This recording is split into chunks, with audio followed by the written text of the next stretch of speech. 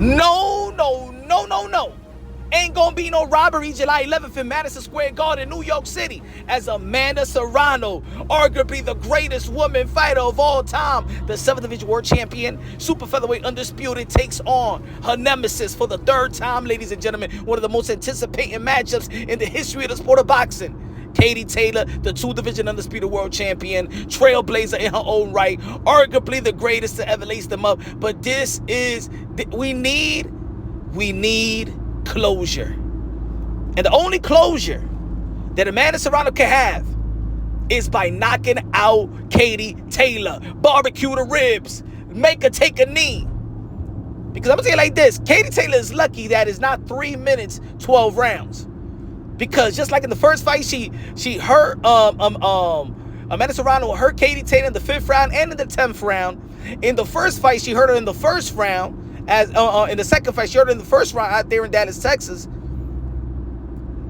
This time, Amanda Serrano just got to work faster, harder, punch harder, finish the job, watch her head. And look, I'm going to tell you like this, man. Katie Taylor's one tough cookie.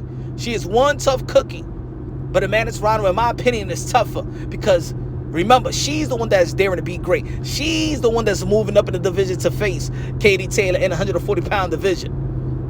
You already know the 135-pound division was already too much for Amanda Serrano. Amanda Serrano got to eat to stay in that weight and keep her muscles and keep her weight because she's really a small girl.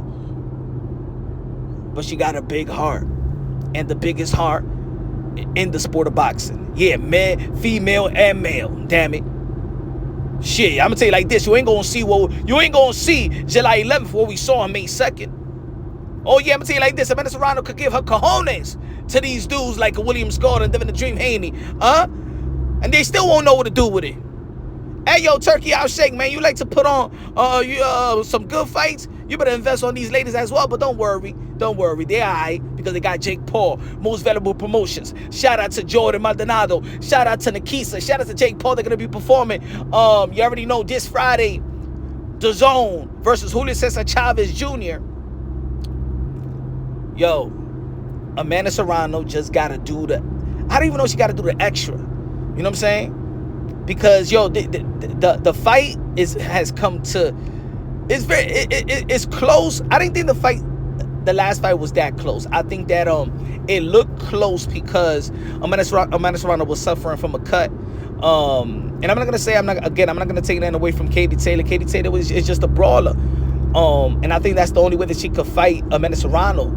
I seen Katie Taylor fought cleaner than this, but she is known to go head hunting. But it's something about Amanda Serrano that gets Katie Taylor fight like she's on survival mode, because that's the type of pressure that Amanda Serrano be putting. You know, these ladies are getting older. They're not getting younger, but they know each other very, very well. They dedicated to the game. And that's why you see Amanda Serrano and Katie Taylor as polished as they are. You know what I'm saying? They're married to the game. They don't got no babies. They don't got no boyfriends on the side, nothing like that. Even though I see dudes trying to kick it to Amanda Serrano. Hey, yo, you better stay away from the queen, all right?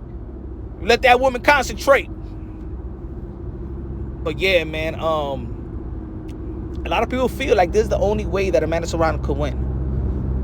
Amanda Serrano has put Puerto Rico, you know, on her shoulder. She's carrying the Puerto Rico legacy. And that's a big legacy to carry. A lot of people been saying, yo, when is going to be the next Puerto Rican star? When is going to be the next Puerto Rican star? Man, you got it right in front of y'all. It just came into the form of a lady. You know? She comes from the same lineage of the Camacho, of the Wilfred Gomez, Wilfred Benitez, Tito Trinidad, Miguel Cotto. She's that guy. She is the one. She's the one. And probably she's great. I would say it like this, folks. She's the greatest Puerto Rican fighter ever. And she's one of the greatest fighter that ever. And I'm talking about just male and female. She is the most decorated fighter in the history of boxing. One of the most decorated fighters in the history of boxing.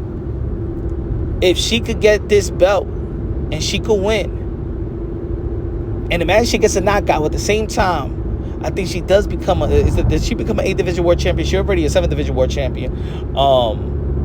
She'll tie Chrissy Martin for the most knockout in the history of women boxing. That's epic in one night.